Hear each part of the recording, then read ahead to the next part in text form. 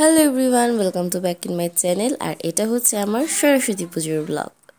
এই ক্লিপটা হচ্ছে সরস্বতী পুজোর আগের দিন ডেকোরেশন যখন করা হচ্ছিল, মূর্তি যখন এনেছিল তখনের ভিডিও। তারপর সরস্বতী পুজোর দিন আমি রেডি হয়ে চলে যাচ্ছি অঞ্জলি দিতে।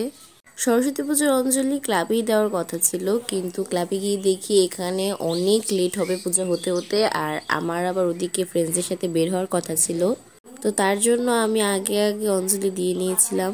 আমার এক কাকার বাড়িতেই আমি অঞ্জলি দিয়ে নিয়েছি। এদিকে হচ্ছে সেখানে পূজা করা হচ্ছিল।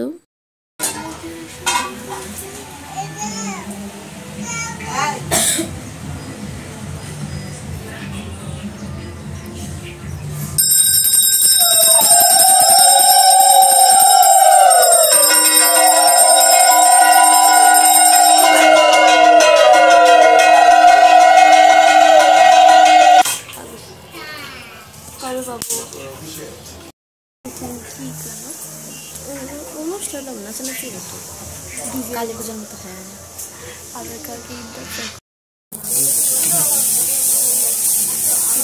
ক্যামেরাতে আগুনটা পুরো কালো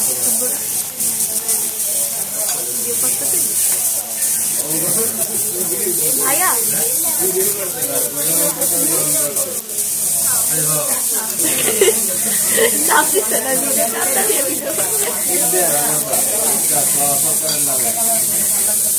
ভাইয়া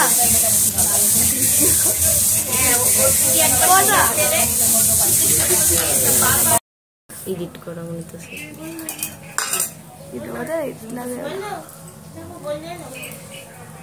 এরকম যে এরকম যদি হতো।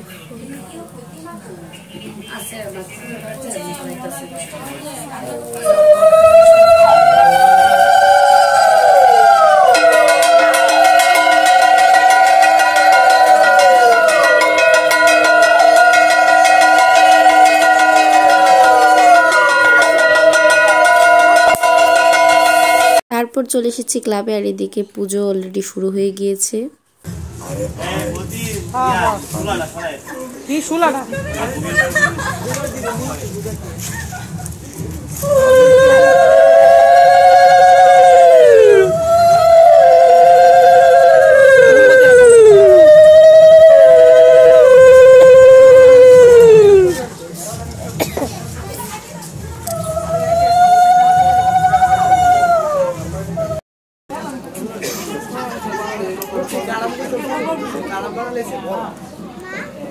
তো এবার আমি বেরিয়ে গেছি ফ্রেন্ডসদের সাথে পুজো দেখতে। ফার্স্টে আমরা গিয়েছিলাম আমার আরেকটা ফ্রেন্ডের বাড়ি, সেখান থেকে ওকে পিক করে দেন আমরা বাকি পুজোগুলো ঘুরেছিলাম। এখান থেকে আমরা গিয়েছিলাম আমাদের কলেজে।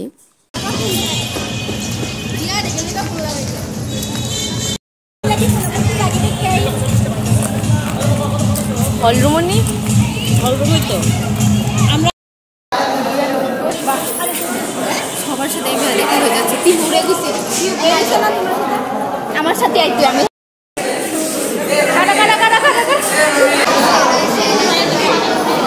তারপর আমরা সেখান থেকে চলে যাচ্ছিলাম আমাদের ব্রাহ্মণবাড়িয়ার দক্ষিণ কালীবাড়িতে।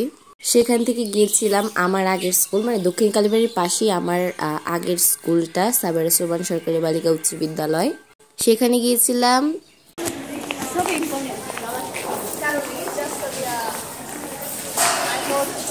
আমার স্কুলের পাশে একটা জায়গায় পূজা হয়, সেটাও দেখে এসেছিলাম আসার সময়। তারপর গিয়েছিলাম ব্রাহ্মণবাড়িয়ার গভ মডেল গার্লস হাই স্কুলে, সেটা হচ্ছে আমার অন্যান্য ফ্রেন্ডসদের এক্স স্কুল। মানে আমরা কলেজেও গিয়েছি, আবার আমাদের আগের স্কুলগুলোতেও গিয়েছি। তারপর গিয়েছিলাম আমাদের ব্রাহ্মণবাড়িয়ার আনন্দময়ী কালীবাড়িতে। আরও অনেক জায়গায় যাব প্ল্যান করে রেখেছিলাম, বাট এই কয়েকটা জায়গা দেখতে অনেকটা সময় চলে গিয়েছিল, তার জন্য আর পরে কোথাও যাওয়া হয়নি। তারপর আমরা বাইরে খাওয়া দাওয়া করেছি। তারপর এটা হচ্ছে রাতের বেলা আমরা ক্লাবে গিয়েছিলাম, আর সেখানে গিয়ে তো পুরোই অবাক, কারণ এত মানুষ বেরিয়েছিল পূজা দেখতে। আমরা তো ভেবেছিলাম হয়তো দুর্গাপূজায় আবার চলে এসেছে, এরকম একটা ফিলিং। আর এটা হচ্ছে আমাদের এই বছরের সরস্বতী প্রতিমা। কেমন হয়েছে সেটা কিন্তু অবশ্যই কমেন্টে জানিও। তারপর এদিকে হচ্ছে আমার বোনেরা একটু নাচলো, তাদের নাচ দেখেছি এবং আমরাও পরে নেচেছি। এদিকে হচ্ছে আমরা চেয়ার খেলা খেলছিলাম। এটার অ্যাকচুয়ালি আগে থেকে কোনো প্ল্যান ছিল না। ওইখানে যখন আমরা বসেছিলাম মাঠও পুরো একদম ফাঁকা ছিল, আর অনেকটা রাত হয়ে গিয়েছিল তখন, তো তাই ভাবলাম যে আচ্ছা খেলে নেই। এটা হচ্ছে তার পরের দিন সন্ধ্যার বেলা আমি একটা নাচের ভিডিও শুট করেছিলাম, তার জন্য এই লুকে। তারপর পরের দিন আমরা সন্ধ্যার দিকে আবার গিয়েছিলাম ক্লাবে, কারণ পরের দিন হচ্ছে ডিজে আনার কথা ছিল, মানে আগের দিনই ডিজে আনার কথা ছিল, আর আগের দিন ডিজেটা আসতে আসতে অনেকটা রাত হয়ে গিয়েছিল, তার জন্য ওই দিন আর আমরা ডিজেতে নাচতে পারিনি, তাই পরের দিন আবার গিয়েছিলাম। বাট আমরা যখন গিয়েছিলাম 9টা-10টার দিকে মেবি বেরিয়েছিলাম, তখন মানে অনেক মানুষই আসেনি, তার জন্য আর অতটা নাচানাচি তখন হয়নি। তারপর আমরা সবাই মিলে একটু আমাদের পাড়ার যতগুলো মূর্তি আছে সেগুলো দেখতে গিয়েছিলাম। এটা হচ্ছে আমাদের ক্লাবের পাশেই রাম ঠাকুর মন্দিরের পুজো।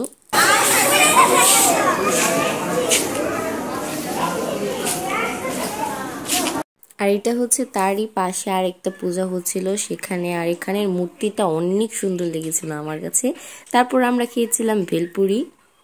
তারপর হচ্ছে আমরা রাতের খাওয়া দাওয়া করতে যাই, রাতের খাওয়া দাওয়া সেরে আমরা আবার ক্লাবে যাই, সেখানে অনেক নাচানাচি করি, তারপর আমরা বাসায় ফিরি। তো আমার সরস্বতী পুজোর ব্লগ এতটুকুই, জানি অনেকটা লেট হয়ে গেছে আপলোড দিতে দিতে।